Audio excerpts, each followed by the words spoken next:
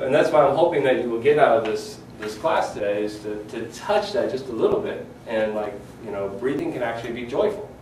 When I had my pneumonia and everything, I was sick. When I was breathing, it actually felt like swords coming in, literally, like stabbing the inside of my lungs. And like, breathing wasn't that very joyful. And so I went through that whole process, and now when I take a breath, it's actually joy. It's like, wow. And it's almost, you know, it's like, this is great. And it's like people should, your body starts creating more of it. And it's like, so that's what we're doing today. We're going to be breathing, and it's like, and it's the collar up here. Everyone gives you just touch your collar for a second. And just try one or two, see if you can raise your breath a little bit. Like, you want to see that collar almost raise, like, and one more.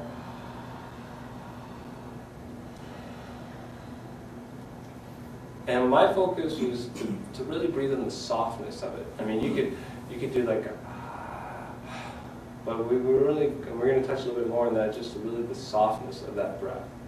And so I have my note cards, because I'm going to jump ahead, and I don't want to do that.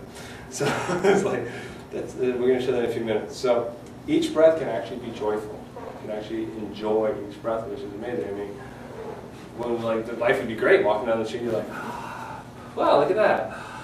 And like when all normal stress and normal day things, you can actually start like, I'm feeling good suddenly. I don't know why. And you really, doing this work, it's hard to not feel good, because you just start bringing that much life into breath. Also on a kind of spiritual level or psychological level, it actually touches our subconscious a little bit. It brings up things that we're not aware of. And we say it can actually change your habits. And our habits are things that we do all the time that maybe we're not aware that we're doing them. They're things that maybe are sabotaging our success, our marriages, our relationships, our finances. And with breath, it's the quickest way I know to get to that sub-programming a little bit, to actually start to touch. And you start having memories, experiences, things start coming up to the surface that you're like, oh, now I know I'm doing this.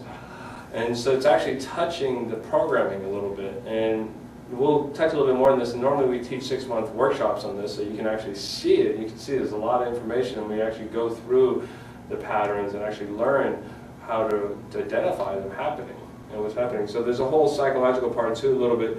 And once I was saying, when you start touching that joy, it's hard to be depressed and blues. Literally, like, you know, you do this for 15 minutes, and your whole state of mind has changed.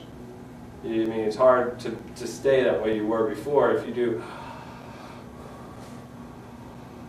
you just start to like, oh my God, I'm feeling a lot suddenly. I'm feeling really good. I'm feeling a lot, and that. So there's a little psychological part that comes with the breath work that's actually very beneficial to us. It touches the sub-programming. It touches the reasons why there's a reason on some level we're not breathing and taking space like we should. And we choose to shut down, we choose to only sub-vent, we only choose them because it's like being this alive, like maybe I shouldn't feel this alive, or things like that. Things come up, and, you know, we can touch a little bit of that, and our blocks come up. And we'll talk a little bit more on that, coming to that. So, going to the next one, the art of natural breathing, the focus. This is what I was talking about before.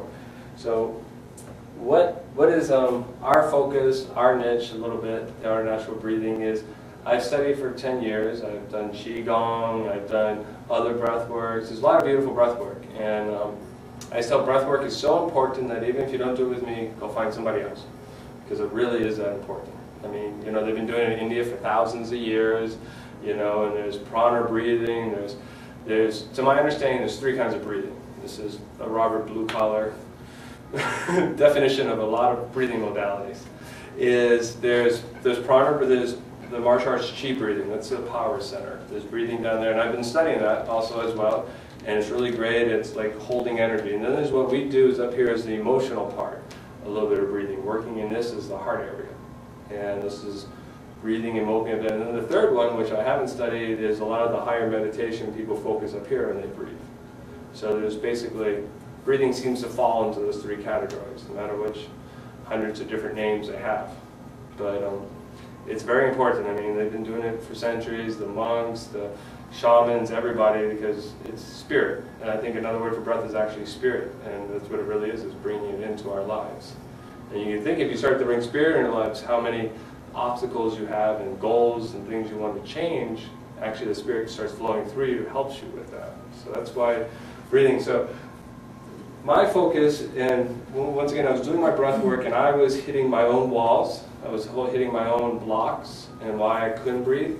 And you'll find that when you're trying to take space, you're trying to breathe more, and our reasons not to breathe more will show up. You know, it's kind of like so, and we're going to learn today what to do with that when that shows up. But so I found it, I guess, an easier way to get through that. A lot of breath modalities, when you breathe really hard. It's like, you know, the body actually tightens down. So we're trying to do the opposite. We want to actually breathe softer. It should be like a soft pillow when you're breathing in. It's like,